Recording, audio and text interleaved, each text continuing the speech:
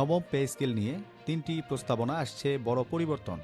দর্শক, বিস্তারিত জানার আগে আপনাদের কাছে অনুরোধ থাকবে, যারা চ্যানেলে নতুন দর্শক তারা অবশ্যই নিয়মিত পে স্কেলের আপডেটগুলো পেতে আমাদের চ্যানেলটিকে সাবস্ক্রাইব করে পাশে থাকা বেল আইকনটি অলে ক্লিক করে রাখবেন প্রত্যেকটি ভিডিও নোটিফিকেশনগুলো সবার আগে পাওয়ার জন্য। তো চলুন এখন জেনে নিব বিস্তারিত।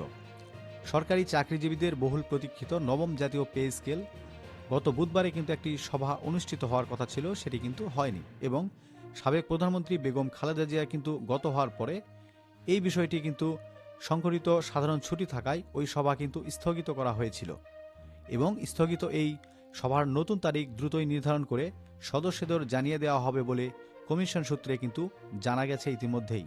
এবং সাবেক অর্থ সচিব জাকির আহমদকে কিন্তু প্রধান করে সরকারি কর্মকর্তা কর্মচারীদের জন্য নবম জাতীয় বেতন কমিশন 2025 কিন্তু গঠন করেছিল অন্তর্বর্তীকালীন সরকার।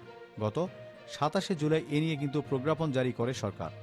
কমিশনের প্রথম সভায় দিন থেকে 6 মাসের মধ্যে কিন্তু সরকারের কাছে একটি প্রতিবেদন দিতে বলা হয়েছে এবং কমিশন সূত্রে জানা গেছে নবম পে স্কেলের বিদ্যমান 20টি গ্রেড কিন্তু বজায় থাকবে নাকি কমানো হবে তা নিয়ে কিন্তু কমিশনের সদস্যদের মধ্যে 3টি ভিন্ন মত দেখা দিয়েছে এবং প্রথম পক্ষ বিদ্যমান 20টি গ্রেড অপরিবর্তিত রেখে কেবল যৌক্তিক হারে বেতন ও ভাতা বৃদ্ধির সুপারিশ করা হয় এবং দ্বিতীয় পক্ষ বেতন বৈষম্য কমাতে গ্রেডের সংখ্যা 20টি থেকে কমিয়ে 16টি করার প্রস্তাব দিয়েছে এবং তৃতীয় পক্ষ বৈষম্য দূর করতে আরও আমূল পরিবর্তন এনে গ্রেড সংখ্যা 14টি করার পক্ষে মতামত কিন্তু দিয়েছেন এবং গ্রেড সংখ্যা বেশি হওয়ায় নিম্নদাপের কর্মচারীদের মধ্যে বেতন বৈষম্য প্রকট হয় গ্রেড কমিয়ে একটি বাস্তবসম্মত সুপারিশ তৈরি করার চেষ্টা চলছে।